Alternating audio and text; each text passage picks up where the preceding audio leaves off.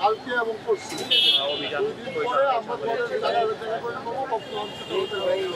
আমরা চেষ্টা করছি সিটি কর্পোরেশনের পক্ষ থেকে জ্যামটাকে সহনীয় পর্যায়ে নিয়ে আসার জন্য।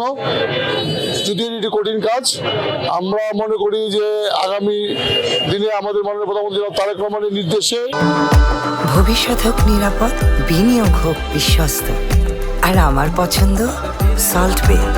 ওয়েলকাম টু সল্ট বে। মানুষকে যত সুন্দর আগামী ঈদ করার ব্যবস্থা করা যায়, এটির অংশ হিসাবে এটি আমাদের একটা উদ্যোগ। আমাদের সকল সিটি কর্পোরেশন সহকর্মীরা আমার সঙ্গে আছেন। আমরা নতুন করে সিটি কর্পোরেশনটাকে গুছাতে চাই, মানুষকে আশ্বস্ত করতে চাই। আমরা এটা চেষ্টা করব।